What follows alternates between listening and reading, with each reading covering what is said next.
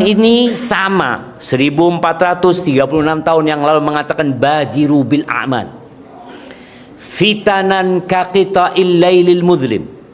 Sebelum datang fitnah-fitnah, cobaan-cobaan yang seperti potongan malam yang gelap gulita. Yusbihur rajulu mu'minan wa yumsi kafiran. Pagi harinya orang ini beriman, sore harinya kafir. Wa yumsi mu'minan wa yusbihu kafiran. Selamat datang di channel Kalam Syiar FM. Wassalam. Hari ini berapa kali antum salawat buat Nabi? Antum punya waktu khusus enggak buat salawat? Atau kalau sempat aja?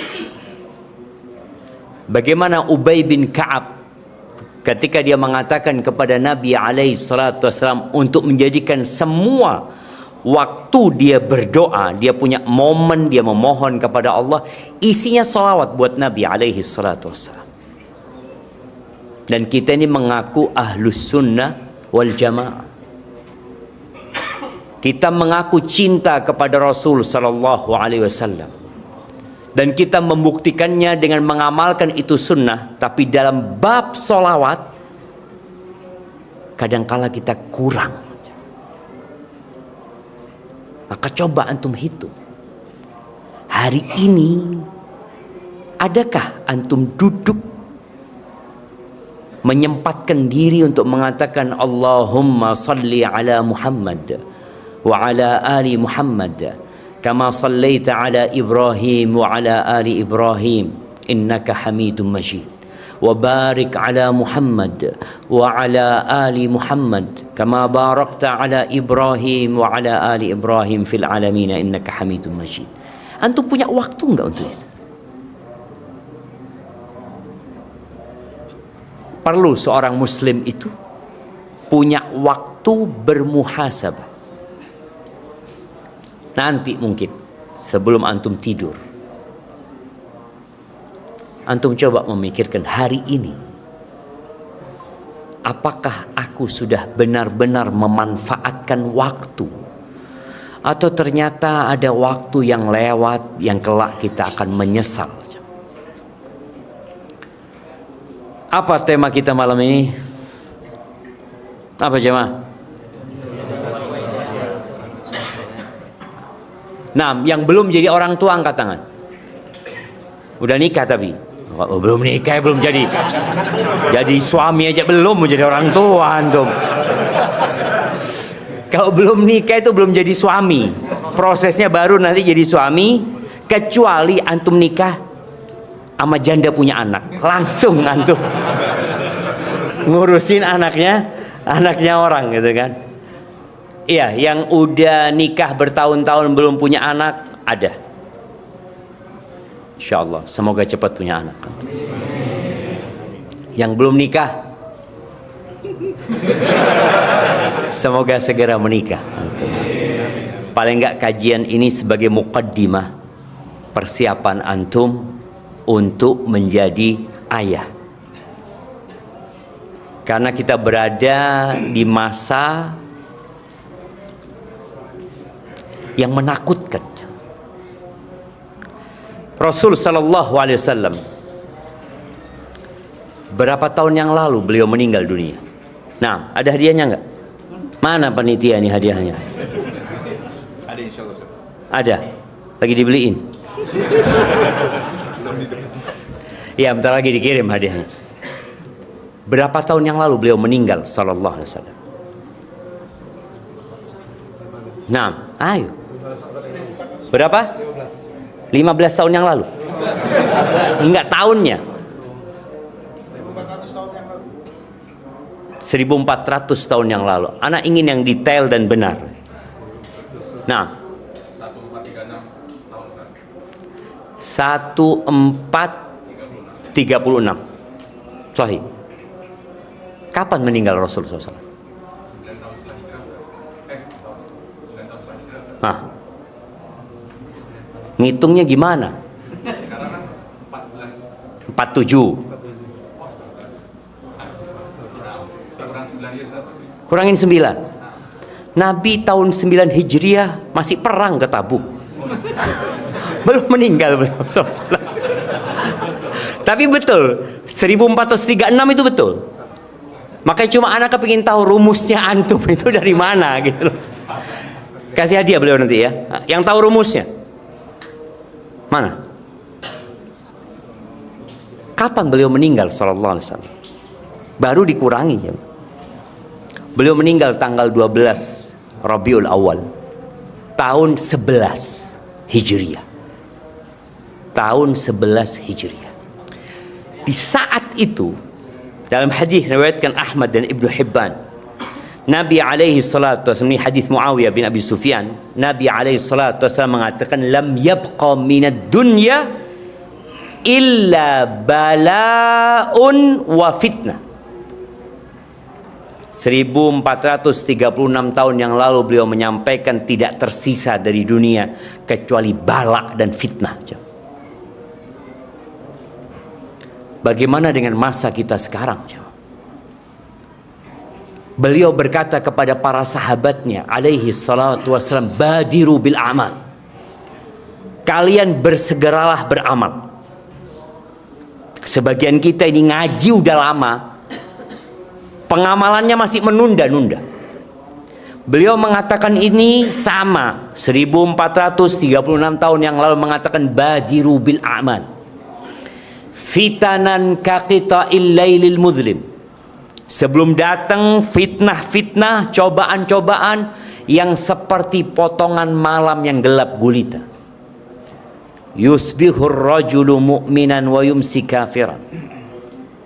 Pagi harinya orang ini beriman, sore harinya kafir. Wa yumsi mu'minan wa yusbihu kafiran. Sore harinya masih ikut kajian, masih beriman, pagi harinya sudah murtad. Apa sebenarnya yang terjadi dengan dia? Yabi'u dinahu bi'aradin minad dunya. Dia menjual agamanya untuk mendapatkan sedikit dari kesenangan dunia ini. Dan masa itu sudah terjadi.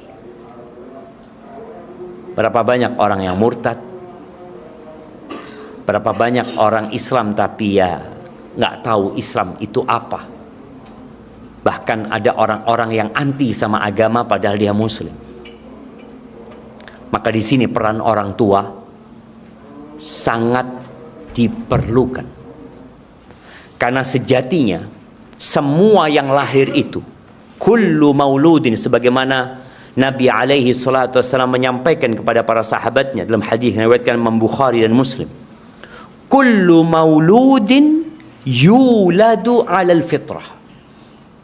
Semua yang lahir itu dilahirkan di atas fitrah, di atas la ilaha illallah. Dia tahu siapa Tuhan. Kalau dia tidak diganggu, dia akan berada di atas agama Allah ini. Terus kenapa kalau kita melihat 75%, 3/4 penduduk bumi ini nonis? Kenapa? Kata Nabi alaihi salatu wasallam, fa'abawahu yuhawidanihi au yunassiranihi au yumajjisanihi. Ternyata yang menyebabkan 3/4 penduduk bumi itu nonis, orang tuanya. Orang tuanya, kata Nabi alaihi salatu wasallam, yang membuat dia jadi Yahudi, yang menciptakan orang ini menjadi Nasrani, menjadi Majusi. Maka peran orang tua sangat penting sekali. Maka kita perlu belajar. Sayangnya, Anda nggak tahu ya, ada nggak di Indonesia ini sekolah untuk menjadi orang tua? Kuliah atau mata kuliah? Ada mata kuliah wajib untuk menjadi orang tua. Ada nggak? Bayangin, hal yang sangat urgen Dan insya Allah 99% anak-anak yang kuliah itu bakal jadi suami dan bapak, istri dan ibu gitu. Tapi ternyata mata kuliah itu nggak pernah ada. Ya nggak perlu nyalahkan siapa-siapa. Karena sejatinya waktu kuliah dan waktu kita di luar lebih banyak di mana? Di luar. Berapa jam sih kuliah? Berapa SKS? 160 ya, 1 tahun 150 lah. Apa sampai lulus itu? Kira-kira 140-an, 150 SKS 4 tahun jemaah. Sedangkan kita hidup berapa tahun? Dan 4 tahun itu pun nggak full kita belajar. Maka tatkala kita tidak mendapatkan ilmu tentang menjadi suami, menjadi istri, menjadi orang tua di bangku perkuliahan, nggak perlu cari kambing hitam. Kitalah kambing hitam. Kita yang seharusnya mencari ilmu tersebut. Salah satunya kajian seperti ini. Allah Azza wa Jalla berfirman di surat At-Tahrim ayat 6. Apa kata Allah Azza wa Jalla? Ya ayyuhalladzina amanu. Berapa kali Allah manggil ya ayyuhalladzina amanu? Mana angkat tangan, yang jawab angkat tangan. Berapa kali? 73. Iya. Ini hampir betul. Hampir. Kalau angka itu nggak bisa kurang. Berapa? 74. Berapa? 83. Udah lupa. Anak pikir antum sudah ingat jemaah. Berapa kali jemaah? 73, 75, 76, 83, 89. Yang 89 kasih hadiahnya. Nggak nyontek nggak?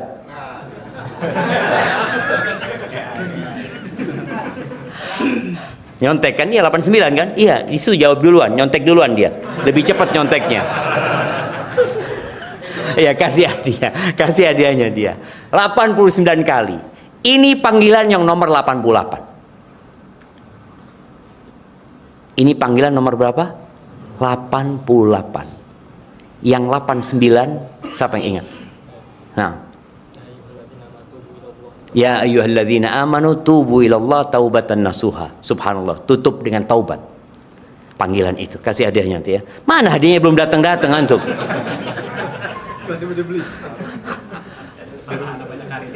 Antum nemu di mana ini? Bukan punya orang kan? Iya, antum bagi tadi yang pertama jawab beliau. Nah, ya kasih belakang antum. Kemudian yang belakang situ. Nah, yang 89 walaupun nyontek kita kasih hadiah jemaah. Kalau yang sebelah sini. Yang mana Ustaz? Mana aja antum kasih sudah, masya Allah. Jadi berapa kali panggilannya? 89. Antum kok bisa 73 tadi? Baru baca sampai 73. Iya. Yang 89 Allah mengatakan ya ayyuhalladzina amanu tubu ilallahi taubatan nasuha. Sama di surat yang sama. Di ayat ke-10 dari surat At-Tahrim. Oh, 10? 8 jam. 8.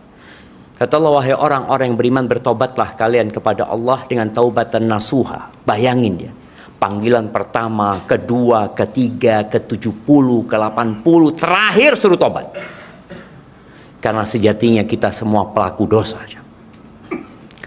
Di ayat 6, di panggilan yang nomor 88 ini, Allah memanggil orang-orang beriman agar menyelamatkan dirinya. Qu anfusakum wa ahlikum nara.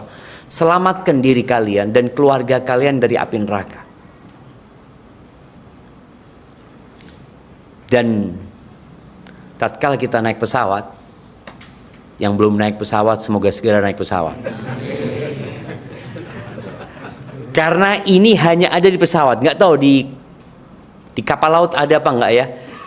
Penjelasan tentang ini. Apabila terjadi kondisi darurat, kemudian masker oksigen itu turun, siapa yang pertama pakai? Orang tuanya dulu. orang tuanya dulu. Jangan mikirkan anak. Karena kalau engkau mikirkan anak, boleh jadi engkau dan anakmu nggak selamat dua-duanya. Karena ketika masang dia, kehabisan oksigen, dia mati, anaknya mati juga. Maka dia harus selamatkan dirinya dulu. Pasang buat dia, kemudian dia memasangkan buat anaknya dalam kondisi sudah dapat bernafas dengan normal. Maka Allah katakan, selamatkan dirimu dan keluargamu dari api neraka. Faqidus syai' la yu'ti. Orang yang nggak punya itu, gimana dia mau ngasih? Kalau dia nggak selamat, mungkinkah dia menyelamatkan orang lain? Ya nggak mungkin. Dengan cara apa menyelamatkan diri kita dan keluarga kita dari api neraka? Kalau diri kita dengan belajar, kita harus tahu jalan-jalan ke neraka dan jalan-jalan ke surga. Tadi yang datang ke masjid MHT, situ nih. MHT. Apa? Oh, Muhammad Husni Tamrin. Kalau antum nggak tahu jalan, nggak akan nyampe. Antum pasti ketika ke sini, ima antum sudah pernah ke sini, atau antum akan cek pakai Google Map, pakai Waze, pakai apa, cek. Oh, di sini jalannya. Oh, di sini rame ternyata. Oh, di sini ada jalan tikus. Oh, di sini ada banjir. Ketika antum tahu, insya Allah selamat. Ana pernah dibawa supir awal-awal anak ke Jakarta ya, karena anak orang kampung jemaah ya. Awal-awal ke Jakarta dijemput ya, pakai mobil mewah. Supirnya ngomong, Ustadz lewat sini Ustadz. Sepi jalannya. Ana ngomong iya, ana nggak tahu Jakarta. Antum mau lewat mana, mau disesatkan, ana nggak tahu gitu loh. Yang penting nyampe. Nisat jalannya sepi kan, zen bismillah katanya. Ternyata banjir jemaah. Pantesan sepi. Nggak ada yang lewat sana gitu loh. Lalu dia ngomong, afwan Ustadz ya, ana nggak tahu Ustadz. Akhirnya dia lewat jalan yang macet. Tapi tadi orang ketika dia nggak punya ilmu, boleh jadi dia merasa benar, tapi ternyata salah. Maka cara menyelamatkan diri kita al-ilmu. Berilmu dahulu sebelum berucap dan beramal. Baru setelah engkau punya ilmu, di sini tugas orang tua mengajarkan kepada anaknya. Dan orang barat sampai sekarang mereka menyampaikan bahwa pendidikan di rumah adalah pendidikan yang paling utama sebelum anak itu ke sekolah. Maka tolong para orang tua, sebelum anaknya ke sekolah, dia perlu mendidik dan mengajari anaknya. Ibnu Katsir dalam kitab tafsirnya, dia menukil dari Ad-Dhahhak dan Muqatil, haqqun 'alal muslim, menjadi kewajiban buat setiap muslim ayu 'allima ahlahu. Dia harus memberikan pendidikan kepada siapa? Kepada istrinya yang pertama. Kenapa? Karena biasanya suami sering keluar. Jadi istilah fatherless,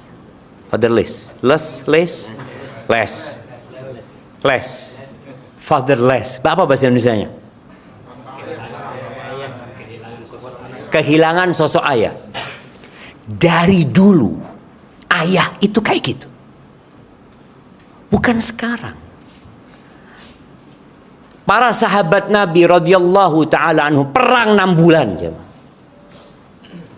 Mereka berangkat bersama Nabi alaihi salatu wasallam, berbulan-bulan meninggalkan kota Madinah. Sama siapa tuh istri sama anak-anaknya? Nggak ada bapaknya. Baru datang sampai Madinah, tugas lagi, berangkat lagi. Yang bermasalah ketika orang tuanya ada di rumah tapi hilang. Nah, itu bermasalah. Ada tamu, bapaknya ada. Kata anak, tunggu ya, anak lihat deh. Bapak hilang, gak ada. Lagi di pojokan tuh. Lagi main handphone. Nah, ini yang bermasalah. Tapi kalau bapak nggak ada di rumah sejak dulu itu, Siapa yang mendidik anak-anaknya para sahabat? Emaknya. Imam Syafi'i nggak ada bapaknya. Imam Bukhari nggak ada bapaknya. Ya kan memang yatim. Nah, yang nggak yatim pun sebagian sahabat itu harus riba, harus menjaga di perbatasan negeri-negeri Islam pada waktu berbulan-bulan. Kita bisa lihat saat ini di negeri kita umpamanya, seorang prajurit ketika dikirim ke Papua umpamanya, berapa lama dia menjaga di perbatasan situ? Sampai 9 bulan, 6. Terus siapa yang ngurusin anak-anaknya? Emaknya. Maka yang pertama harus dilakukan seorang suami mendidik istrinya. Istrimu yang akan 9 bulan mengandung anak di perutnya. Dia duduk, anaknya bersama dia. Dia tidur, anaknya bersama dia. Dia sholat, anaknya bersama dia. Emaknya ngaji, anaknya ada di dalam perutnya. Maka hal ini menjadi perhatian utama seorang laki-laki. Ngajarin siapa? Istrinya. Ana bukan lulusan pesantren, Ustaz. Jamaah, talabul ilmi faridatun ala kulli muslim. Kata Nabi alaihi salatu wasallam, menuntut ilmu itu kewajiban buat setiap muslim. Jangan dipikir nuntut ilmu agama itu ustadz. Ana nggak mau jadi ustadz. Ada apa Anda belajar agama? Engkau belajar agama karena engkau muslim. Ada kewajiban-kewajiban yang harus dipelajarin, yang dia ajarkan kepada istrinya. Kalau dia nggak sempat, umpamanya suaminya, ya sudah, bawa ke masjid. Datangkan, yuk datang ke masjid MHT sini. Istriku duduk sini, HP-nya mana? Biar nggak sibuk pegang HP engkau. Sini, dengarkan kajian Ustaz. Kalau aku ditanya sama Allah, aku bisa jawab. Aku sudah bawa istriku untuk mendapatkan ilmu. Mau nggak mau, Syama. Ini kewajiban, bukan bicara sunnah. Setelah Indonesia merdeka, pada waktu itu berpikir yang namanya memerangi buta huruf. Jadi pemerintah punya program-program di masa Soekarno dulu memerangi buta huruf. Kemudian di Orde Lama mulai berpikir belajar selama berapa tahun? 6 tahun. Terus jadi belajar berapa tahun? 9 tahun gitu loh. Islam sebelum Indonesia merdeka, sebelum ada negara yang namanya Indonesia, sudah mewajibkan Muslim itu belajar. Ayat yang pertama turun itu apa? Iqra, baca. Maka Dhahhak dan Muqatil mengatakan haqqun 'alal muslim, menjadi kewajiban setiap muslim an yu'allima ahlahu. Siapa saja keluarganya, istrinya, kerabatnya, budak-budaknya, yang perempuan dan laki-laki. Apa ilmu yang harus diajarkan? Ma faradallahu alaihim, yang Allah wajibkan buat mereka, dan apa yang Allah larang. Maka ternyata antum punya kewajiban mengajarkan kepada pembantu antum, pegawai-pegawai antum. ART, kadangkala bosnya ngaji, dia nggak pernah ngaji. Nggak peduli nih yang namanya majikan dengan kondisi ART-nya, padahal dia akan titip anaknya sama itu ART. Emaknya berangkat, bapaknya berangkat, siapa yang menimang-nimang itu anak? ART.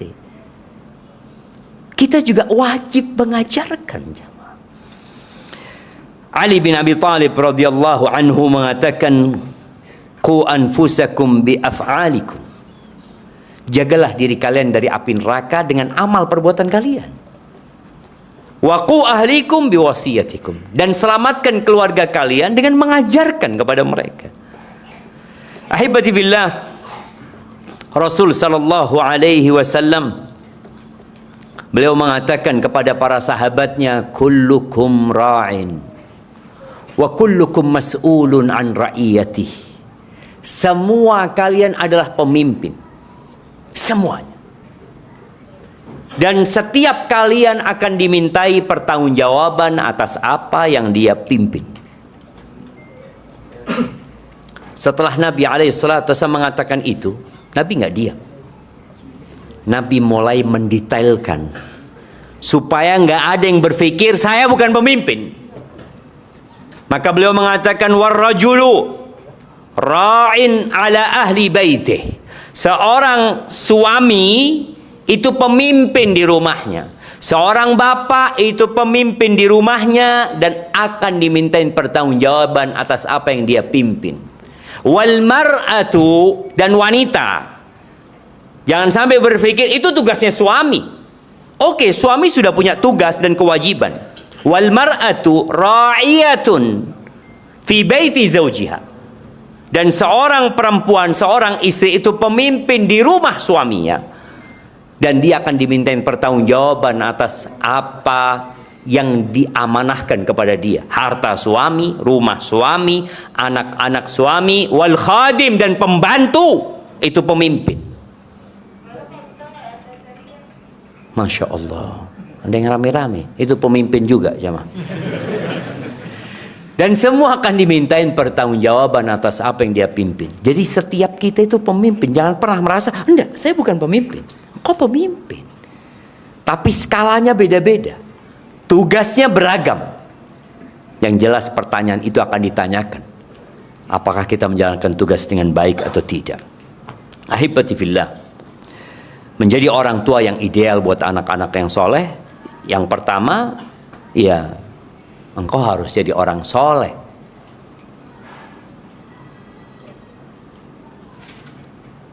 Sa'id Ibn al-Musayyib Ibn Hazn, seorang tabi'in.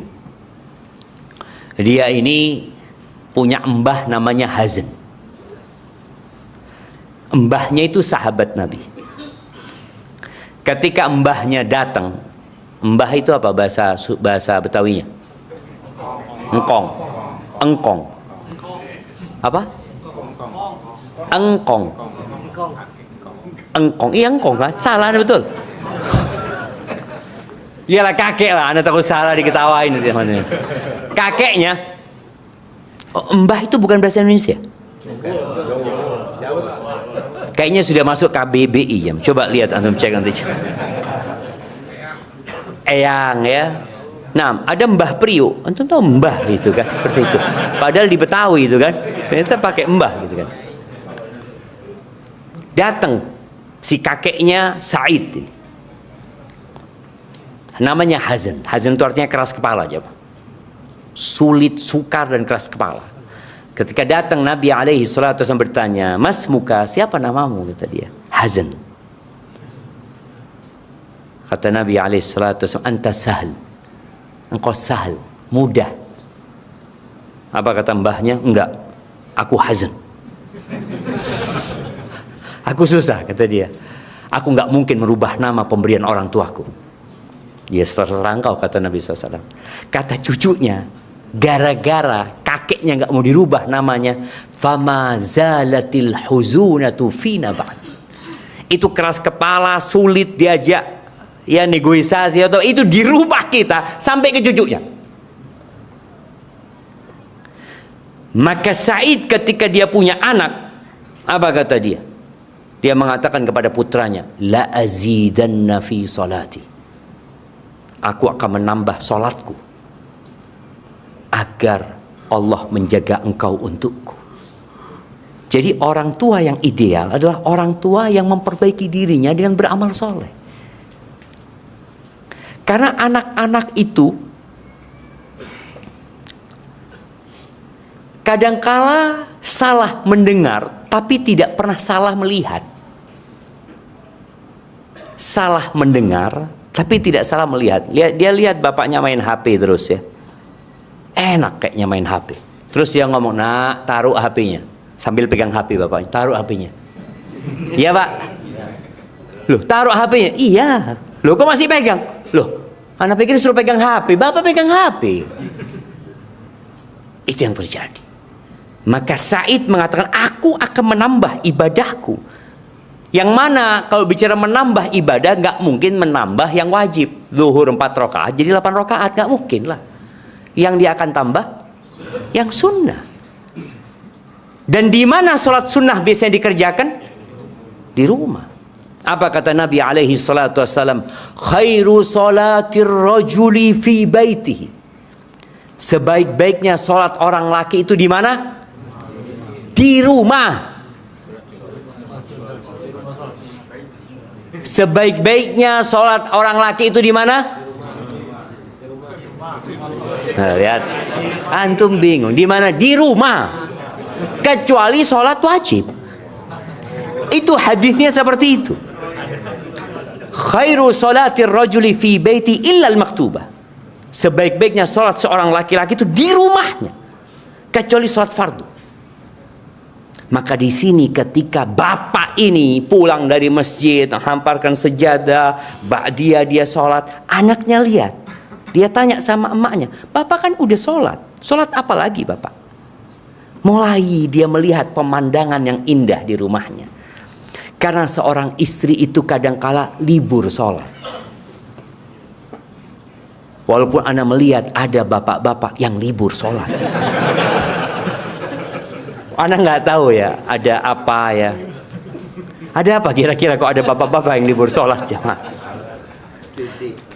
Cuti, ada bapak. Ya Allah, mudah-mudahan kita dikasih hidayah jemaah.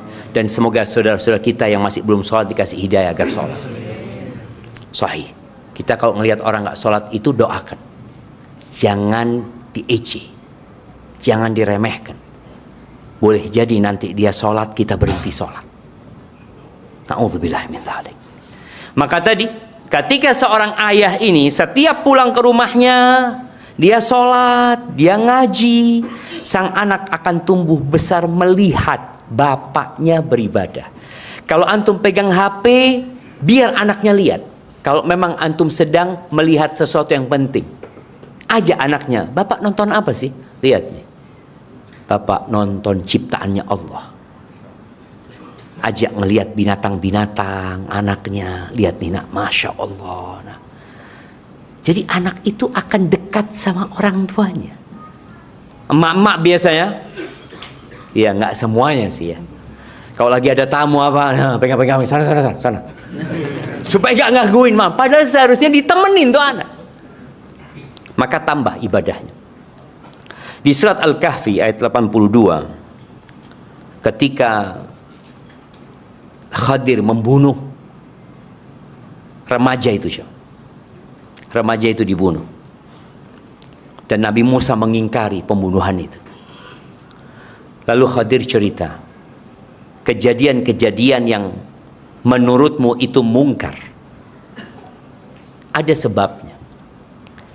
Wa ammal jidaru, adapun bangunan yang mau roboh itu, yang kemudian kita renovasi, fakana li ghulamaini yatimaini fil Madinah, itu punya 2 anak yatim yang tinggalnya di kota. Ini rumahnya di desa. Wa kana tahtahu kanzun lahuma, di bawah bangunan itu ada harta simpanan milik mereka. Kok bisa Allah kirim Nabi Musa dan Khadir merenovasi rumahnya 2 anak yatim ini? Apakah karena 2 anak yatim itu anak soleh? Enggak, masih kecil-kecil dia, masih yatim, belum balik. Ternyata penyebabnya nih orang tua yang ideal.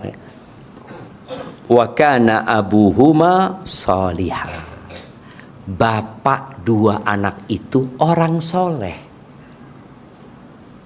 Fa arada rabbuka an yablugha ashuddahuma, dan Tuhanmu menginginkan agar 2 anak yatim itu tumbuh besar, dewasa, wa yastakhrija kanzahuma, lalu mereka bisa mengeluarkan harta tersimpan milik mereka ini, rahmatan mir rabbik, itu kasih sayang dari Tuhan. Maka kalau ingin anak-anak kita jadi anak soleh, ya orang tuanya jadilah orang soleh. Ya, di antara cara untuk jadi orang soleh, carilah ibu yang soleha. Anak telat ngajinya Ustaz. Anak milih ibunya dulu, sama-sama nggak sholat. Ada aja. Sama-sama kita kerja di tempat yang haram. Kita jauh dari ketaatan. Bagaimana sekarang? Ya diperbaiki. Tapi buat yang masih belum nikah, jangan fokus kepada kecantikan. Banyak orang mengatakan menikah untuk memperbaiki keturunan. Yang mau diperbaiki fisiknya atau hatinya? Dua-duanya. Nggak apa-apa. Nggak apa-apa. Antum cari yang cantik, yang soleha. Tapi antum harus bercermin dulu lah. Iya, karena ada orang yang gagal, nador ini gagal, di sana tolak, ini gimana Ustaz? Ya masalahnya itu nggak bercermin. Orang itu loh Ustaz, ana ini orang soleh Ustaz. Kenapa mereka nolak orang soleh kayak ana? Itu buktinya antum belum soleh. Kalau antum soleh ditolak, antum akan mengatakan inna lillahi wa inna ilaihi raji'un. Itu orang soleh. Ya udah takdirnya Allah, qadarullah wa ma syaa fa'al. Nanti nazar lagi. Maka perlu jamaah. Kadangkala kita ini terlalu tinggi spek yang kita inginkan. Ana mau yang putih, rambutnya pirang, matanya biru, sum-sum kakinya itu kelihatan dari luar.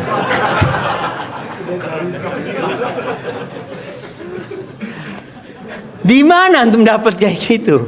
Makanya ada seorang pemuda itu ngomong sama Syekh, ana ingin nikah dengan orang yang kayak gini. Dia sebutkan kriteria yang masya Allah. Kata Syekh, kalau ada kayak gini, ana dulu yang nikah, bukan antum gitu. Allahu Akbar. Gimana? Insya Allah lah. Iya, jadi intinya tadi mencari ibu yang soleha. Mungkin anak itu akan kecewa sama bapaknya.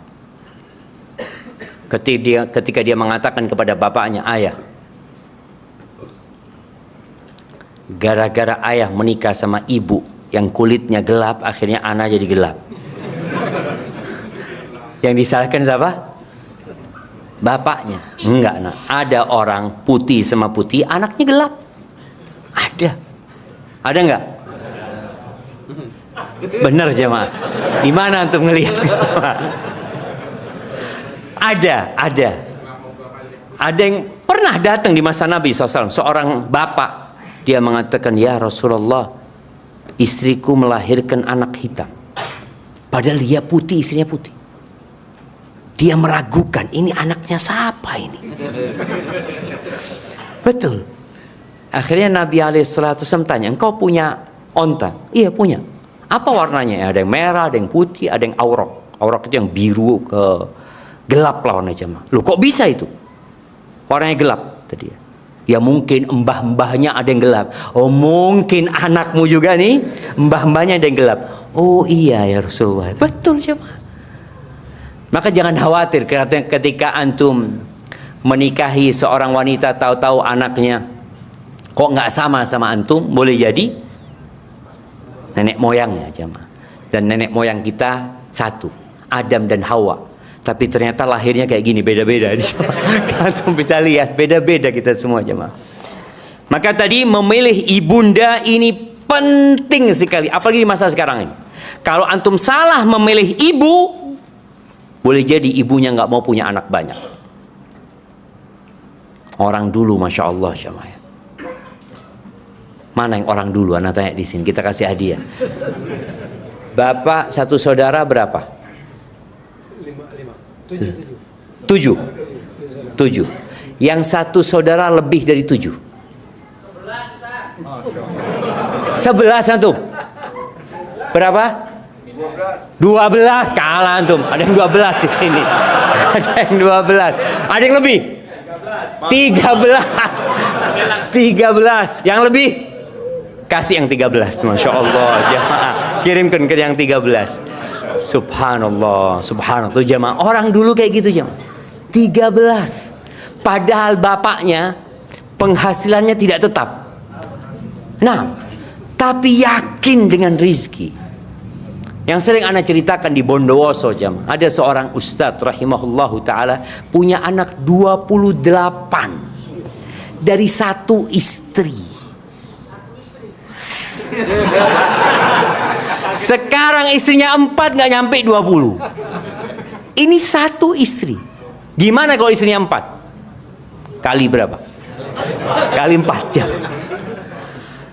Subhanallah, antum lihat jemaah. Orang-orang dulu tadi memiliki istri-istri seperti yang Nabi sabdakan alaihi salatu wassalam. Beliau mengatakan tazawwajul waludal wadud. Kalian nikahi wanita-wanita yang subur, yang suka punya anak dan penyayang. Dua nih. Suka punya anak, penyayang. Karena kalau suka punya anak nggak penyayang, repot antum. Iya. Antum datang ke rumah punya anak 8, anak mana? Wallahu a'lam. Antum ketemu istri kayak gitu, waduh, bahaya ini. Tanya ke tetangga, kelihatan fulan kayaknya di sungai. Satu di sungai, satu di mana.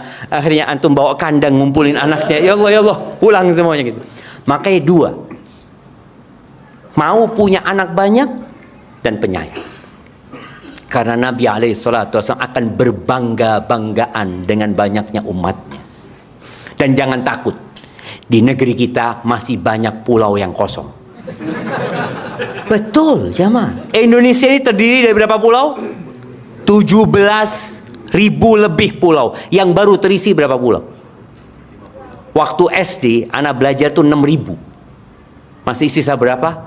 12.000, 11.000 jamaah. Sudah antum bagi-bagi cari pulau ya, bikin kerajaan di sana. Ini anak-anak antum. Sahih jamaah. Dan negara senang apabila pulau-pulau kosong itu hidup. Tapi antum menghidupkan tadi, bikin anak yang banyak. Satu sekolahan semua anak antum, alhamdulillah. Semua. Di zaman Pak Harto, beliau berpikir mengirim orang transmigrasi. Ya, dikirim ke sana untuk memakmurkan negeri. Dan itu memang hal yang harus dilakukan. Tapi ketika pemerintah tidak melakukan itu, ya bismillah. Antum melakukan hal itu dan insya Allah didukung oleh pemerintah kita, jamaah. Maka cari istri yang soleha, yang mau punya banyak anak, dan buat para istri. Ketika suamimu mengatakan,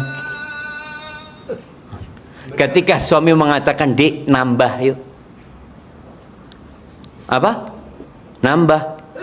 Enak banget. Aku yang capek, aku yang hamil, aku yang lelah, engkau nambah sendiri. Ya, jazakillah khairan.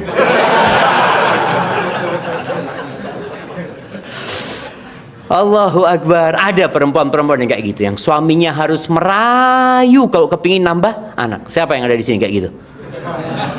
Insya Allah nggak ada di sini ya. Alhamdulillah jamaah. Udah ada. Baik, kita dengarkan azan dulu jamaah.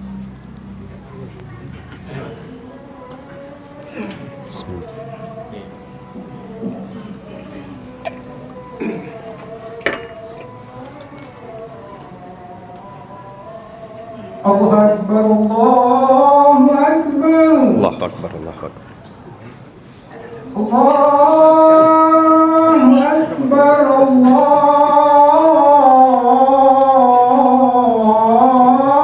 Akbar. Allahu Akbar, Allahu Akbar. Asyhadu an la ilaha illallah.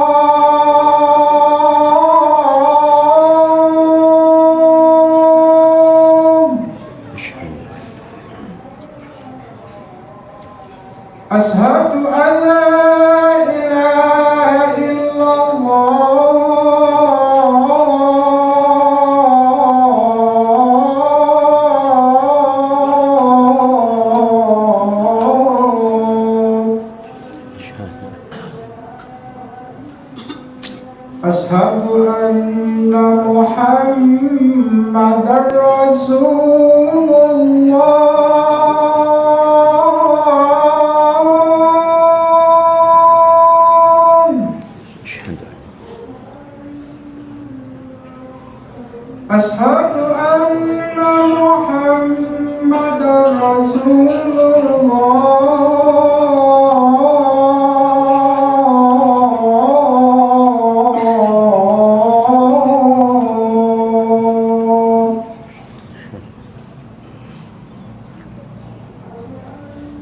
حي على الصلاة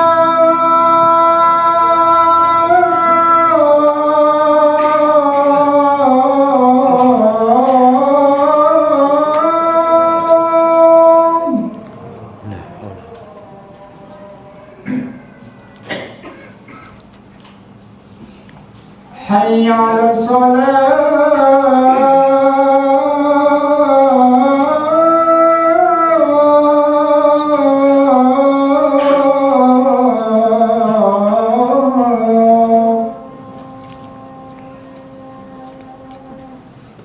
حي على الفلاح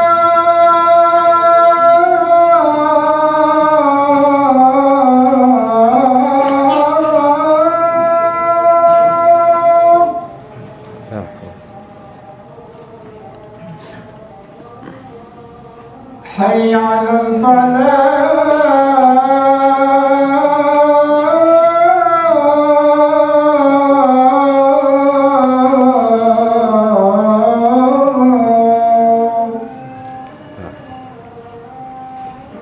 الله أكبر الله أكبر لا إله إلا الله La ilaha illallah. Allahumma salli ala Muhammad wa ala ali Muhammad. Allahumma rabb hadhihi ad-da'wati at-tammati was-salati al-qa'imah. Bismillah. Sebelum kajian kita lanjutkan materinya, ada pengumuman sebentar. Nanti setelah beres kajian, kita akan ada pertanyaan, sesi tanya jawab yang ada dari akhwat. Dan bagi akhwat yang jawabannya pertanyaan terbaik, akan mendapatkan hadiah dan langsung hubungi panitia. Yang kedua, pada isya para jamaah yang di atas atau yang di bawah diharapkan untuk ditahan ba'diyahnya. Ya, kami ulangi, pada isya para jamaah ditahan ba'diyahnya, izinkan kami bersama Ustadz untuk jalan dulu ke bawah. Demikian infonya agar kita bisa mematuhi bersama. Jazakallah khair. Iya. Jadi ingat, pilih pasangan yang benar, dan buat para ibu-ibu juga jangan salah memilih. Nabi alaihi salatu wassalam mengatakan, "Idza atakum man tardawna dinahu wa khuluquhu." Kalau datang kepada kalian seorang laki-laki yang kalian ridho sama agama dan akhlaknya. Dua ini modal utama untuk mendidik anak-anak. Suami yang agamanya baik tidak akan membawa yang haram ke rumahnya. Suami yang agamanya baik akan melaksanakan perintah Allah. Suami yang akhlaknya mulia akan memuliakan istrinya dan menyayangi anak-anak. Maka dua. Kalau bicara harta, ya terus terang, di Indonesia ini ternyata faktor paling banyak yang menyebabkan perceraian apa? Ekonomi. Masalah ekonomi. Sampai hari ini. Kalau suaminya itu berakhlak mulia, dia akan tanggung jawab. Dia akan memberikan nafkah kepada istri dan anak-anaknya. Tapi kalau tidak, secara agama tidak baik, dia akan sibuk dengan judol. Setelah judol kalah, apa yang dia lakukan? Pinjol. Setelah pinjol nggak bisa bayar, dia kabur menghilang, rumah tangganya berantakan. Maka ingat, agama dan akhlaknya. Nikahkan sudah. Kalau yang lainnya wajah, ya jangan yang terlalu lah. Ya betul, wajah ini sebagian salafus saleh itu mengatakan kalian jangan memaksa putri-putri kalian menikah dengan laki-laki yang mereka nggak suka gitu loh. Dengan wajahnya ya Allah kata dia. Akhirnya rumah tangganya juga nggak harmonis akhirnya. Ya paling tidak standar lah jamaah. Yang namanya ganteng itu juga relatif lah. Seperti itu. Betul.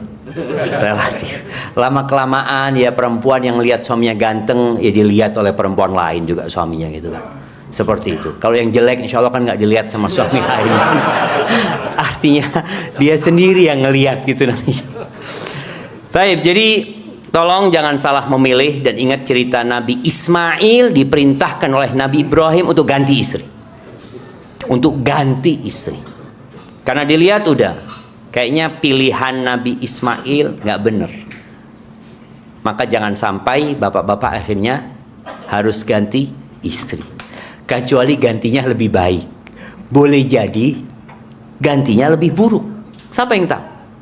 Karena ada orang-orang yang dapat istri buruk gara-gara dosa-dosa dia. Maka hendaklah kita memperbaiki diri dan berusaha untuk memperbaiki istri kita. Kemudian orang tua yang ideal buat anak yang soleh, ya tentunya dia tidak akan memberikan nafkah kecuali yang halal, karena daging mana saja yang tumbuh dari yang haram maka akan membuat keberkahan pergi dari rumah kita dan neraka yang akan menanti nantinya. Ayyuma lahmin nabata min suhtin, daging mana saja yang tumbuh dari yang haram maka neraka lebih pantas bagi dia. Kemudian berdoa. Doa ini menjadi sarana paling mudah sebenarnya. Jadi bapak yang ideal, orang tua yang ideal itu yang selalu menyertakan keluarganya dalam doanya. Nabi Ibrahim alaihissalam sebelum punya anak selalu doanya minta punya anak. Rabbi habli minas salihin. Rabbi habli min ladunka dzurriyyatan thayyibah. Minta. Nabi Zakaria juga seperti itu. Ketika punya anak, doanya berubah. Doa Nabi Ibrahim itu, wajnubni wa baniya an na'budal asnam. Ya Allah, hindarkan aku dan anak keturunanku dari menyembah berhala-berhala. Rabbi ja'alni, ya Allah jadikan aku muqimas shalah, orang yang mendirikan salat, wa min dzurriyyati, dan dari anak keturunanku. Rabbana wa taqabbal du'a. Jadi jangan sampai orang tua ketika berdoa dia lupa menyisipkan anak-anaknya. Pokoknya engkau minta kebaikan, katakan ya Allah, anak-anakku juga ya Allah, kasih ya Allah. Anak-anakku juga ya Allah, kasih ya Allah. Antum tidak bisa bahasa Arab, bahasa Indonesia. Ketika antum doa Rabbana atina fid dunya hasanah wa fil akhirati hasanah wa qina adzabannar, ya Allah berikan juga kepada anak-anakku ya Allah. Minta sama Allah azza wajalla. Apa saja doa-doa kebaikan mintakan untuk. Dan di antara doa yang paling indah sebenarnya, dan Allah sudah menyebutkannya dalam Al-Quran, bagaimana ibadur rahman itu berdoa, walladzina yaquluna rabbana hablana min azwajina wa dhurriyyatina qurrata a'yun waj'alna lil muttaqina imama. Ya Allah, jadikan kami, anugerahkan kepada kami dari pasangan-pasangan kami, dari keturunan-keturunan kami yang menyejukkan pandangan kami. Jadi orang tua itu gembira ketika melihat anak, senang dia lihat anaknya. Dan ada sebagian orang tua yang dikenal sama anaknya. Ada sebagian orang tua yang dikenal sama anaknya. Oh ini anaknya, oh ini bapaknya fulan. Karena anaknya anak soleh, umpamanya Ustadz Imam Syuhada umpamanya di sini, boleh dikatakan ini bapaknya Ustadz Imam. Jadi ada orang tua yang dikenal sama anaknya. Biasanya kan anak dikenal sama bapaknya. Ini fulan bin fulan, ini anaknya fulan. Tapi ada orang-orang yang dikatakan ini bapaknya fulan. Itu mungkin di antara makna qurrata a'yun. Tuh anak jadi penyejuk pandangan orang tuanya. Senang orang tuanya kalau dipanggil ke sekolahan. Fadol, bapaknya fulan, iya, silakan ke sekolahan. Anaknya melanggar terus.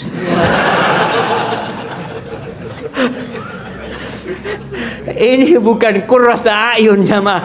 Datang lagi ke sekolahan, ya Allah nak, tenang ayah. Masih dalam proses. Kan ada yang seperti itu.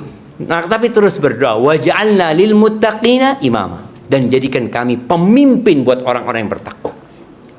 Jadi nggak kaleng-kaleng doanya jemaah. Bukan jadikan orang yang bertakwa, enggak. Jadikan pemimpinnya orang-orang yang bertakwa. Jadi kita kalau berdoa minta yang paling indah sama Allah Azza wa Jalla. Makanya jangan berhenti baca doa itu. Ketika antum diuji dengan anak-anak mungkin yang kurang soleh ya, subhanallah ya. Terus ya anak ketemu dengan seorang ibu yang sudah tua dia. Dia punya anak satu, ya kurang, salah satunya itu kurang soleh lah. Terus ibunya berdoa. Akhirnya anak itu jadi anak yang soleh. Karena kalau sudah besar, sulit dikasih tahu. Antum mau ngasih nasihat, dia udah gede. Tapi tetap kita kasih nasihat gitu. Doanya yang banyak minta sama Allah Azza wa Jalla. Kemudian mendidik anak dengan cinta dan kasih sayang. Jangan dengan emosi. Bapak kalau mau marah sama anaknya, ya jangan di depan anak-anaknya yang lain. Gak perlu teriak-teriak. Ibu juga ya, emak-emak itu memang dapat ujian, dia capek ngurusin anak ini. Dia yang mengandung, dia yang melahirkan, dia yang menyusui. Tahu-tahu anak ini kurang menghargai emaknya.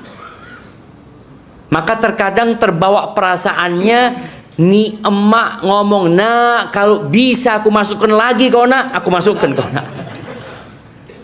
Berarti kan sang anak jadi nggak suka sama ibunya. Berarti aku ini nggak diharapkan sama ibu. Maka tolong berbanggalah dengan anak. Sampai kena ibu ini bangga punya anak engkau. Ketika harus ngasih tahu anaknya, jangan panggil anak itu, ini yang bandel, sini. Akhirnya dia bandel beneran. Dan anak ingat, ya ketika anak-anak, ya orang kampung itu tahu sama anak. Ketika anak punya anak ini jamaah naik ya ke jendela, wah, anak ngomong fulan ini sih. Kata anak punya bibi Syafiq, sini. Kau lebih parah daripada dia, kata dia. Oh iya. Nah, artinya kan kita nggak tahu kalau ternyata kita dulu ya parah juga gitu jamaah. Tapi di sini orang tua mendidik dengan cinta dan kasih sayang. Anak tahu, anak sering dihukum sama abah anak dulu. Tapi abah anak kalau menghukum anak itu dikunci pintu kamar, dipanggil di kamar, dikunci, baru dikasih hukuman. Dulu orang tua kita kalau menghukum kita, ya semua orang tua punya cara masing-masing dan punya alat masing-masing yang digunakan untuk memukul. Karena memukul diperintahkan dalam agama, diperintahkan. Rasul sallallahu alaihi wasallam mengatakan, muru auladakum bis-shalah wa hum abna'u sab'in. Suruh anak-anak kalian sholat ketika mereka berumur 7 tahun. Itu mulai proses ya. Jangan dipukul, disuruh aja, disuruh lagi sampai umur 10 tahun. Artinya mendidik dengan memukul itu sejatinya apabila diperlukan. Hukum asalnya enggak. Hukum asalnya jangan mukul, dengan kasih sayang. Tapi ketika dibutuhkan, maka ada adabnya. Jangan sampai memukul yang membuat dia terluka dengan luka yang kemudian sampai mati dia bawa nantinya, cedera dia, enggak. Dan anak tahu, ayah anak dulu ketika menghukum anak, dipanggil anak ke dalam kamar, dikunci, ibu anak nggak boleh ngelihat, ya ibu kesian lah, seperti itu. Pakai enggak sapu kebas ya apa? Sapu lidi. Ya, angkanya berbeda-beda. Jumlahnya itu tergantung pelanggarannya gitu jemaah. Iya, berbeda-beda. Tapi anak rasakan. Ketika selesai dipukul itu, jadi benar kita ini. Tapi berapa hari aja gitu kan. Makanya kadang-kala perlu terus jemaah. Dan orang tua harus memperhatikan anaknya. Ibadah sholat anak itu diperhatikan. Anak ketika kecil nggak pernah ke masjid. Nggak pernah. Ingat, masjid itu hanya mungkin kalau mau sholat maghrib ya, kita ngaji di masjid ya. Kita sholat biasanya di rumah. Dan anak ingat, ya namanya anak-anak dulu ya, kalau orang tua nggak perhatian sama anaknya jadi rusak. Ini poin ini yang anak ingin ingatkan. Jadi ketika nyuruh anaknya sholat, tolong diawasi. Bukan nak sholat nak, iya. Kemudian dia masuk kamar mandi, tahu-tahu assalamualaikum. Nah, berapa rakaat sholat? Udah ya berapa rakaat? Ya 4 rakaat zuhur lah. Bener, iya. Di sini kadang-kala orang tua tidak mengawasi. Ketika tidak diawasi, anak itu akan main-main sholatnya. Dan karena kita pengalaman dulu main-main, sampai ibu anak itu melihat anak dari lubang kunci ya. Jadi lubang kunci zaman dulu itu bisa untuk lihat. Kalau sekarang kan nggak bisa kan, maka harus dirubah, diganti tuh kuncinya. Karena dulu besar-besar kelihatan ya, kita sholat itu sarung itu kita giniin aja di atas sejadah, main sudah kita. Syafiq, ternyata diawasin ya. Sekali diawasi kita jadi takut sudah. Karena kita pikir diawasi terus, padahal enggak sudah gitu jamaah. Maka di sini orang tua, tolong diawasi anak. Ketika nyuruh anak itu sholat, ibu lagi masak, berhenti masak. Berhenti masak. Karena ada orang yang nyuruh terus ditinggal, anaknya datang sudah basah. Sudah sholat, sudahlah kata dia. Kan sholat. Kok cepet? Iya baca qul huwallahu ahad. Gitu. Maka tolong orang tua yang ideal itu meninggalkan semua pekerjaan demi sholat anaknya. Nggak apa-apa. Engkau tinggalkan duduk anaknya. Yona, ibu tungguin di sini. Itu mulai umur berapa? 7 tahun tuh ya. Ketika sudah mulai disuruh, engkau mulai mengawasin dia. Insya Allah kalau dia diawasi, lama-kelamaan sholatnya benar. Tapi kalau sejak awal cuma disuruh, maka engkau akan tahu anak itu ternyata sholatnya nggak benar setelah 2-3 tahun. Harapannya dengan kau memberikan pengawasan, nggak ada memukul itu. Yang umur 10 tahun itu kan karena terpaksa memukul itu. Ya, kemudian memang kadangkala orang yang penyayang itu harus keras, tegas, sampai dikatakan waqasa liyazdajir. Dan terkadang seorang berbuat keras agar anak-anak itu berhenti berbuat kesalahan. Waman yakurahiman au haziman falyaksu ahyanan ala man yarhamu. Barang siapa yang pengasih, sekali-kali dia harus bertindak tegas kepada orang yang dia kasih. Jadi beberapa kejadian di negeri kita ya yang kita sayangkan. Ini kalau bicara orang tua ideal ya. Ketika anak itu melanggar di sekolah, kadangkala orang tua mau bela anaknya. Engkau nggak jadi ideal pada waktu itu. Seharusnya engkau tambahkan hukuman buat anak ketika dia melanggar. Wallah jamaah, jadi guru itu berat. Anak terus terang kalau disuruh ngajar anak-anak SD, kayaknya anak-anak SD itu tiap hari berkurang 1 jamaah. Karena ustadznya nggak sabaran. Anak ngajar anak-anak kuliah. Jadi anak-anak kuliah kan udah gede-gede lah. Tapi kalau ngajar anak SD, SMP, SMA, apalagi ngajar TK, Allahu Akbar, itu membutuhkan kesabaran. Maka tolong para orang tua tadi, ketika gurunya menghukum anaknya, seharusnya kau katakan jazakallah khair. Jazakallah khair. Makasih banyak kau didik anakku dengan benar. Berarti guru ini perhatian sama anak kita. Di antara semuanya anaknya yang dia pukul. Demi menyelamatkan yang lainnya dan demi memperbaiki anaknya. Dan orang tua dulu. Nah ini kenapa Anda bicarakan tadi. Di negeri kita, anak-anak kuliah, S1, S2, S3, profesor, nggak ada MK parenting. Nggak ada. Jadi tumbuhlah orang tua yang tidak mengerti bagaimana menjadi orang tua. Anaknya laporan, dia ikut marah. Seharusnya dia dudukkan anaknya. Kalau dulu zaman kita, yang namanya bullying itu jamaah, dari dulu. Betul Bapak-Bapak? Jangan dipikir sekarang ini bullying itu ada, karena ada media akhirnya jadi viral. Dan generasinya, generasi strawberry. Kalau zaman dulu generasinya, generasi apa gitu jamaah? Generasi ban. Lemparkan ke sana, lemparkan ke sini. Tetap dia tegar. Dan biasanya guru dulu, kita punya guru SD itu, guru agama ya, kalau ngasih hukuman itu, ini ditarik ya mah,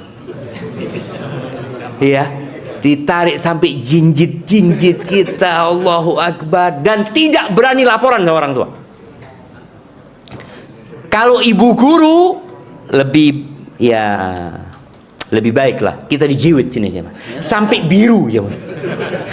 Sampai warna biru di sini. Jadi kalau mandi di rumah kelihatan, oh bu, kau melanggar ya. Seperti itu. Ada bekasnya. Kalau yang Pak Guru nggak ada bekasnya, kalau Bu Guru ada bekasnya. Dan itu orang tua nggak ada tanya sama Bu Gurunya. Bahkan kalau bisa dia datang, kalau menghukum lagi 2 kali hukumannya. Itu orang tua yang ideal. Wallah jamaah kita ini sudah capek bekerja, ingin anak-anak kita soleh soleha. Kecuali antum tidak ingin anak-anak itu soleh soleha. Ada seorang ayah yang dia menyekolahkan putrinya di tahfidz. Di Arab sana kan pondok itu jarang.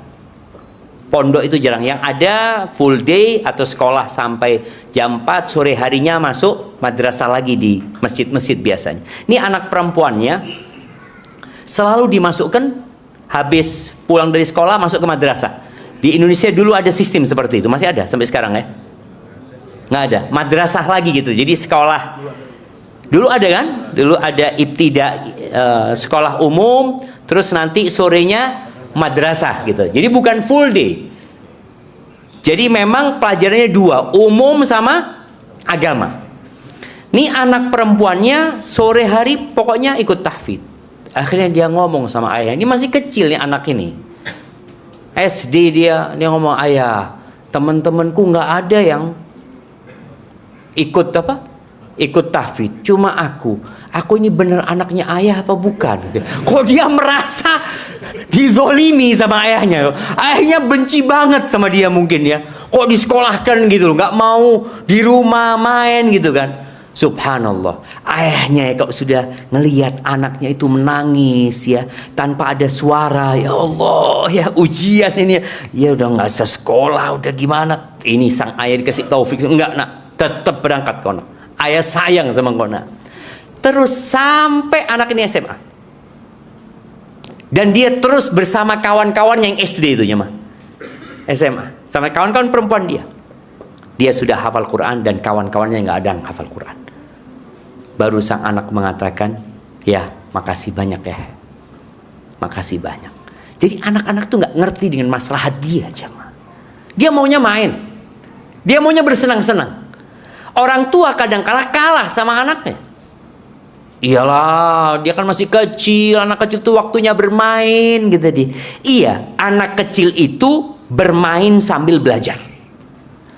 Tetap dia perlu bermain, tapi sambil belajar. Sampai ada yang mengatakan anak itu sampai SD kelas 4 itu bermain sambil belajar. Dari SD kelas 4 sampai kelas 3 SMA itu belajar sambil bermain. Setelah lulus SMP itu belajar tidak main-main. Ngerti? Sekarang sampai kuliah main. Main tetap, bukan kuliah Ustadz. Bapak-bapak sudah punya anak masih main game ini. Allah enggak tahulah main apa. Tapi tadi perhatikan anak kita nggak ngerti dengan maslahatnya. Dia mungkin melihat kawan-kawannya kok enak hidupnya, dia ingin bersenang-senang. Katakan kepada anak kita, ada waktunya kau bersenang-senang. Ada waktunya. Sekarang waktunya berjuang. Ajarkan kepada anak kita yang terpenting adalah tauhid ya. Kita tahu, ajarkan kepada dia kenapa kita diciptakan. Kemudian jadilah qudwah yang baik ya. Ketika anak itu sudah tumbuh besar dewasa, apalagi di masa sekarang ini, nikahkan anaknya. Yang laki dan yang perempuan. Ada sebuah athar ya. Tadi ana baru baca athar ini dari Umar bin Khattab radhiyallahu anhu. Umar mengatakan, zawiju auladakum idza balagu wa la tahmilu athamahum. Nikahkan putra-putra kalian, anak-anak kalian ketika mereka baligh supaya kalian tidak menanggung dosa-dosa mereka.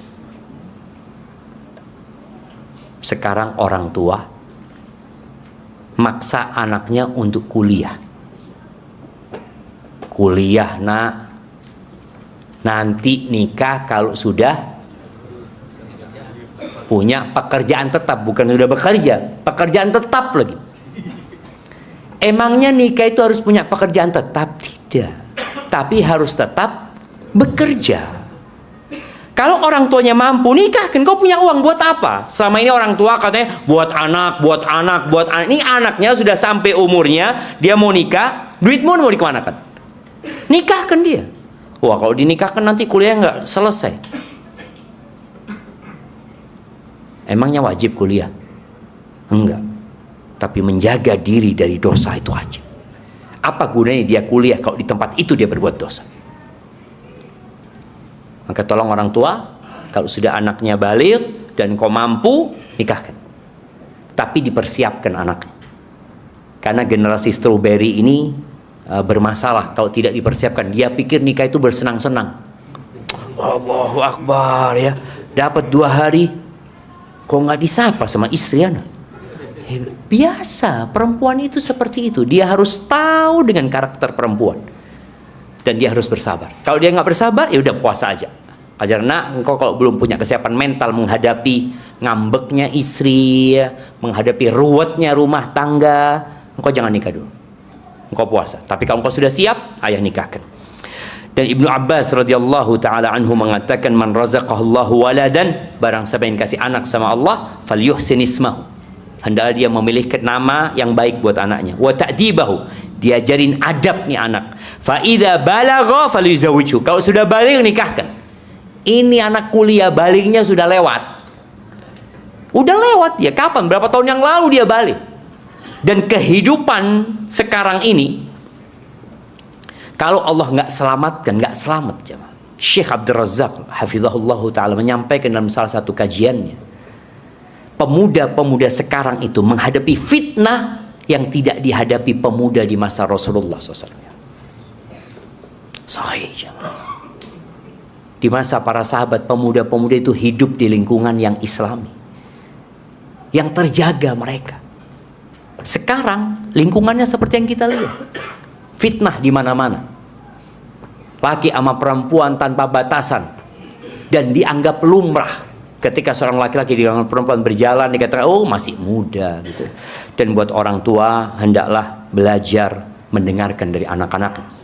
Jadi ketika anak-anak itu sudah mulai besar, tolong engkau dengarkan ceritanya. Jangan nunggu besar sebenarnya. Orang tua harus mulai belajar dengar cerita anaknya sejak anak itu pulang sekolah. Kalau dia pulang sekolah, SD umpamanya atau TK, tanya, nah hari ini apa hal yang menyenangkan yang terjadi di sekolah? Apa hal yang paling heboh? Dia cerita ini itu, dengerin. SD juga seperti itu. SMP akhirnya anak itu kalau mau curhat sama siapa? Sama bapaknya. Karena bapaknya mau dengerin. Dan terus terang anak itu senang kalau anak-anak telepon. Kadang-kadang anak-anak telepon tuh bermenit-menit, setengah jam kadang-kala dia telepon. Dia mau cerita, ya dengerin aja. Dan kita pancing dia dengan pertanyaan-pertanyaan yang membuat dia kemudian bercerita, baik yang indah atau yang buruk yang dialami selama di sekolah. Barakallahu fiik, itu yang dapat Anda sampaikan. Kurang lebihnya mohon maaf. Pertanyaan. Ana izin minum dulu jemaah. Bismillah.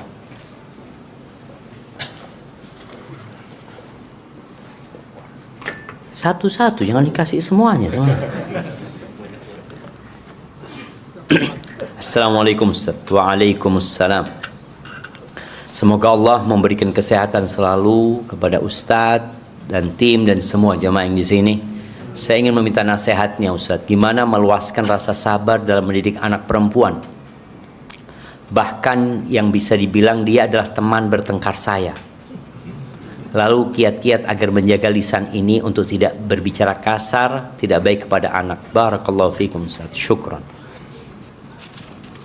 Iya. Perempuan itu bersama anak perempuannya seharusnya dekat. Hanya saja kadangkala sang ibu ini sering sibuk dengan kegiatannya. Seorang ibu itu tolong bermain sama anaknya. Jadi anaknya sejak kecil itu tolong didampingi ketika bermain. Karena ada ibu itu, seperti yang tadi saya sampaikan, anak itu dibiar main sendiri. Main boneka sendiri umpamanya. Anak perempuan itu jual-jualan sendiri, ya, gambar sendiri. Jangan. Disinilah engkau sudah telat menjalin kedekatan sama dia. Seharusnya main sama dia, duduk sama dia. Dia jual-jualan, engkau jadi pembelinya. Dia masak-masakan, engkau jadi pembelinya. Seneng anak itu. Anak sering dimasakin sama anak-anak. Baba, mau apa? Kata dia. Mau pizza. Ya, dia masakin pizza sudah. Anak itu seneng, dihargai apa yang dia lakukan. Ketika sang orang tua tidak menghargai anaknya, nih anak jadi teman berantem orang tuanya.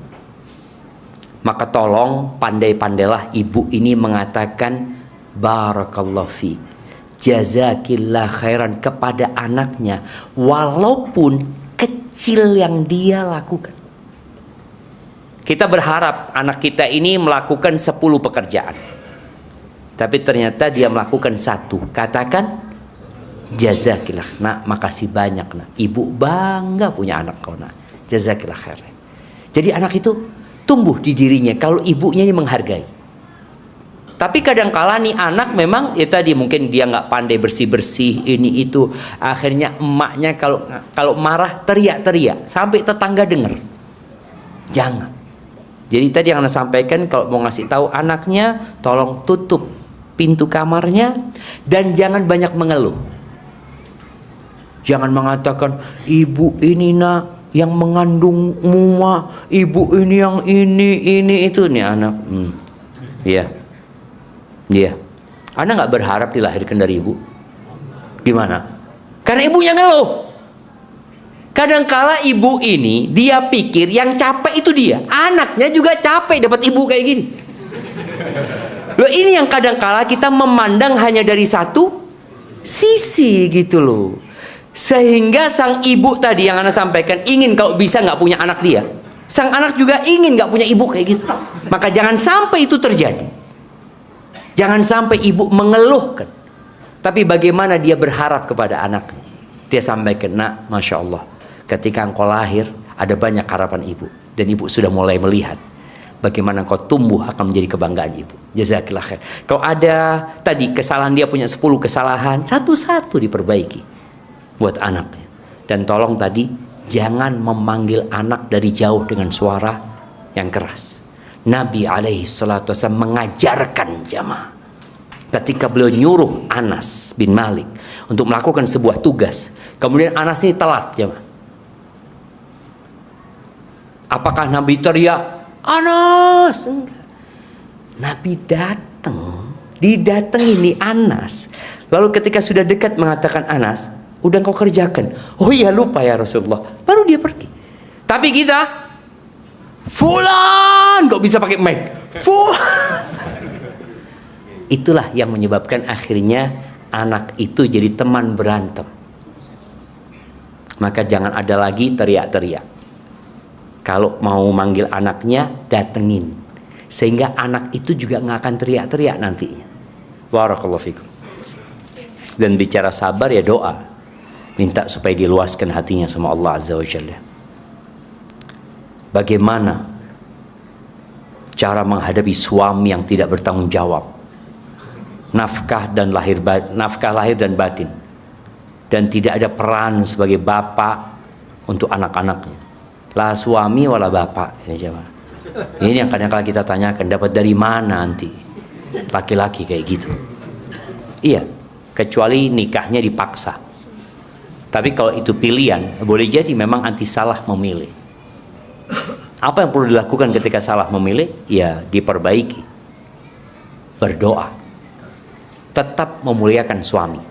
Jadi kalau kita bicara ingin mempertahankan rumah tangga, ya sudah diperbaiki. Tapi kalau engkau mau berpisah, boleh dalam agama dengan kondisi suami seperti ini. Tapi Anda rasa itu bukan solusi. Muliakan suamimu, hargai suamimu, bikin anak-anak itu cinta sama bapaknya. Karena ada ibu yang senantiasa menggambarkan bapaknya itu buruk di depan anak-anaknya. Nak, kau tahu bapakmu itu tidak bertanggung jawab. Ibu nggak pernah dikasih nafkah sama bapakmu. Dan kau lihat sendiri kan, bapakmu nggak pernah ngurusin engkau, kata dia. Na'udzubillah, kata sang anak. Iya, ibu kok mau nikah sama bapak? Anaknya nggak punya salah gitu loh. Jangan ditambahin masalah. Tapi bagaimana sang anak dididik sama ibunya? Nah, ketika bapakmu datang, kau sambut bapakmu. Datang, ayah, gimana kabarnya ayah? Pijetin ayahmu. Lama kelamaan, nih ayah insya Allah akan lembut hatinya. Tapi kalau sang ibu sudah membangun dinding antara anak-anaknya sama bapaknya, maka sang bapak akan berubah sulit. Engkau ingin suamimu berubah, engkau ingin bapak anak-anakmu berubah, maka tolong perubahan itu kadangkala perlu perjuangan dan pengorbanan. Sambil terus didoakan. Barakallahu fikum. Wah, ini mak-mak semua. Mohon nasihatnya Ustaz. Suami ana alhamdulillah suami yang rajin ngaji. Tetapi di rumah juga rajin megang HP. Kurangnya waktu untuk anak-anak dan istri. Padahal anak udah banyak. Seharusnya waktu apa ini? Juga lebih gitu. Seharusnya waktu juga. Ya ini kadangkala ada orang tua yang tidak merasa anak-anak itu adalah tanggung jawabnya, bukan amanah. Antum bakal ditanya. Makanya tadi yang sampaikan hadis Nabi SAW, kullukum ra'in.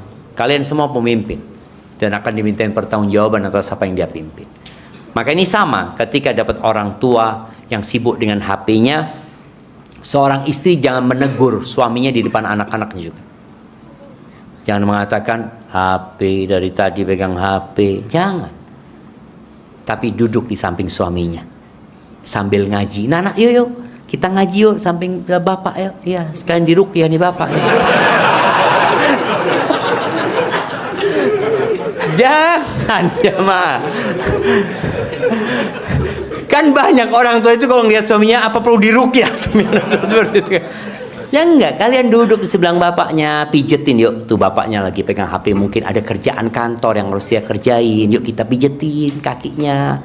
Semoga ayah mudah-mudahan ayah kerjaannya lancar ini itu ya. Bagaimana menjalin hubungan baik ya, Ma? Karena asalnya manusia itu dari tanah. Dan tanah itu mudah untuk dibentuk. Hukum asalnya seperti itu.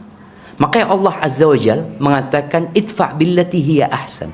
Menghadapi orang yang berbuat salah sama kita, berbuat jahat sama kita, Allah mengatakan balaslah dengan yang lebih baik. Fa idzal ladzi bainaka wa bainahu adawatun ka'annahu waliyyun hamim. Permusuhan yang terjadi gara-gara engkau berbuat baik itu bisa berubah menjadi persahabatan yang hangat. Maka tolong lakukan hal-hal yang membuat ya ketegangan itu jadi hilang. Soalnya kalau sudah cerita kayak gini biasanya aduh gimana sih menghadapi suami kayak gitu. Tadi suruh dekati anak-anaknya. Ketika bapaknya sibuk pegang HP, ayah kita boleh main di sini ayah. Kita ingin dengar cerita ayah. Dipaksa, dipancing tuh ayah untuk mengeluarkan banyak pengalaman dia. Tapi kalau ibunya nggak pandai, yang ada cuma mengeluh, yang ada cuma menegur, ya akhirnya nggak baik-baik suami. Sambil terus didoakan. Barakallahu fiik.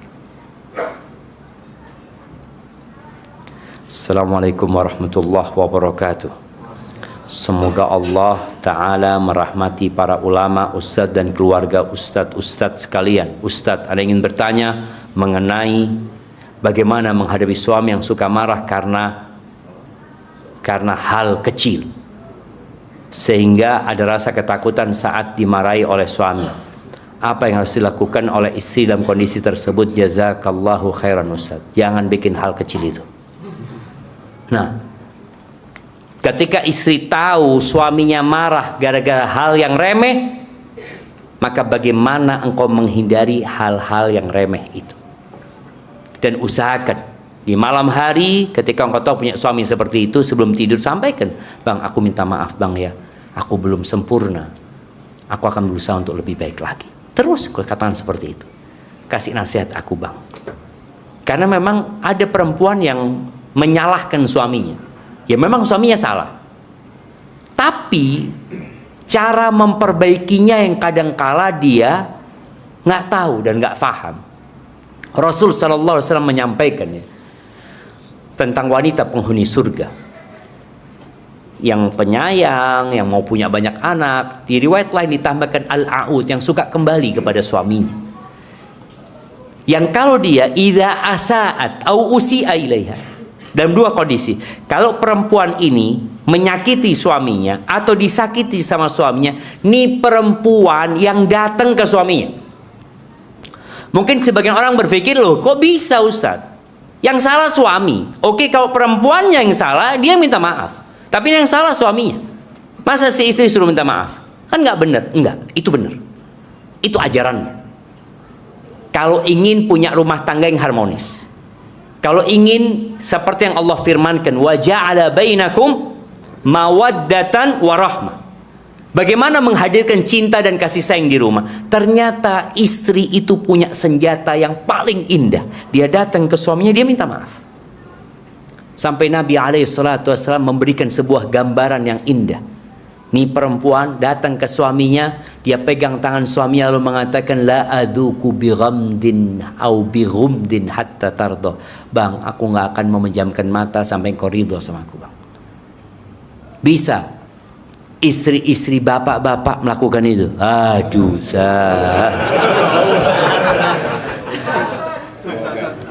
bisa lah jemaah, bisa insya Allah, istri yang soleh. Maka tadi seorang istri yang tahu suaminya marah gara-gara hal yang remeh, engkau sudah harus tahu ketika ada hal remeh suami marah, datang, bang aku minta maaf, aku salah, aku akan perbaiki. Dan jangan kemudian menganggap hal itu remeh, karena jadi bom waktu nih. Aduh Ustaz, cuma masalah remeh Ustaz, na'udzubillah, nih orang ngaji di mana dia. Loh, jangan kayak gitu, karena memang ada laki-laki yang modelnya seperti itu. Dan ada asap, ada api. Maka tolong jangan sampai ada asap. Apa yang dilakukan? Apinya dimatikan. Jangan masak. Hah? Jangan masak ya? Jangan masak. Dimatikan apinya jemaah. Barakallahu fiik, sambil didoakan. Dan insya Allah ketika istri terus memuliakan suaminya, menghargai suaminya, minta maaf sama suaminya, insya Allah istri itu akan merasakan baiti jannati. Tapi kalau sang istri ini kurang melayani suaminya, nggak menghargai suaminya, suaminya datang dari tempat kerja, sang istri sibuk sama anak-anaknya, tolong ketika suami datang, engkau sibuk sama suami. Setelah selesai, silahkan sibuk sama anak-anak. Jadi istri ini jangan terlalu dekat sama suami, sehingga suami jadi bosan. Betul bapak-bapak? Mikir juga bapak, masa Ustaz ya artinya. Iya, jadi istri itu tadi ketika dia harus ngurus anaknya, fokus sama anaknya. Karena kalau dia tahu-tahu dekat sama suaminya, anak-anaknya nggak diurusin, ya dia juga nggak suka gitu loh. Maka harus pandai-pandai. Jangan menjauh dari suami dan jangan terlalu dekat sama suami. Maksudnya itu terlalu apa istilahnya, nempel kayak perangko tadi ya. Akhirnya nggak ngurusin tugas-tugasnya dia. Jadi sebaik-baiknya urusan itu yang di tengah-tengah. Barakallahu fikum. Baik, pertanyaan terakhir nih jamaah. Jam 8 ternyata udah jamaah. Ana memiliki anak laki semua. Ana sering sekali mengingatkan anak-anak untuk sholat di masjid, tetapi suami Ana lebih sering sholat di rumah. Terkadang Ana kesel kepada suami, tapi Ana bingung bagaimana cara menegurnya, karena sudah pernah berkali-kali diingatkan. Jadi kadang Ana suka marah, melampiaskan kepada anak-anak, karena sebetulnya Ana kesel kepada suami. Ana suka nggak enak hati dengan anak, karena suami jarang sholat di masjid, padahal seharusnya suami yang mengajak anak. Mohon sarannya Ustaz. Engkau cari 1000 alasan agar anak-anak tetap menghargai bapaknya. Kalau bapaknya sholat di rumah, umpamanya katakan kepada, nah, engkau perlu pahala yang banyak. Mungkin ayahmu capek, mungkin ayahmu lelah. Cari alasan sehingga sang anak ini memaklumi ayahnya. Tapi kalau engkau kata, nak, jangan kayak bapakmu, waduh, itu sudah anak ini, oh berarti bapak ini nggak soleh, kata dia. Walaupun memang bapaknya belum soleh gitu kan. Anak dapat apa? Kiriman bapak-bapak yang sholatnya rajin di rumah itu, bapak yang solehah, kata gitu. Nggak, alhamdulillah, alhamdulillah, engkau punya suami yang sholat, alhamdulillah, bersyukur. Cuma mungkin dia tadi belum ke masjid. Bagaimana engkau mendidik anakmu tetap menghargai bapaknya dan anak itu tetap sholat di masjid? Dengan cara tadi mencarikan alasan kenapa bapaknya sholat di rumah. Engkau alhamdulillah, engkau sehat nak. engkau masih kecil ya, engkau bisa berlari. Kalau bapakmu ya boleh jadi dia sudah capek pulang dari kerja. Maka bismillah, engkau doakan bapakmu ketika engkau ke masjid. Dan setiap engkau mau ke masjid, engkau datang izin sama bapak. Ya, aku ke masjid ya. Seperti itu. Pulang dari masjid, datang ke ayahmu ya. Alhamdulillah udah pulang dari masjid ya. Tadi ada ini, cerita. Anakmu suruh cerita sama ayahnya. Sehingga lama-kelamaan yang ngajak itu bukan ibunya lagi, tapi anaknya. Ya, ayolah ke masjid ya. Aku kepingin digandeng sama ayah ke masjid. Cuma seperti itu. Tapi kalau sang ibu mengatakan kepada suaminya, sini kau, duduk sini gitu. Suaminya digini, jangan gitu loh. Ketika di atas tempat tidur ya, lagi tidur lagi ngobrol enak, bang anak-anak alhamdulillah bang udah pada sholat ke masjid hari ini, doakan bang ya mudah-mudahan anak-anak istiqomah. Nggak usah ngomong, engkau kapan ke masjid bang? Enggak. Jadi kadang-kadang sindiran istri itu menyayat hati, gitu kan? Maka nggak usah disindir, tapi diminta untuk mendoakan anak-anaknya. Terus seperti itu. Insya Allah lama kelamaan semoga sang bapak jadi ke masjid soleh gitu kan. Insya Allah jamaah. Alhamdulillah. Jadi banyak bersyukur ya, banyak bersyukur dapat suami yang masih sholat, karena ada suaminya yang belum sholat, ada yang sholatnya bolong-bolong, tapi semua itu insya Allah dengan memohon kepada Allah dan berjuang, Allah kasih kemudahan. Itu yang dapat saya sampaikan jamaah, kurang lebihnya mohon maaf. Adapun pertanyaan yang paling indah, yang paling indah yang mana jamaah? Yang paling berkesan?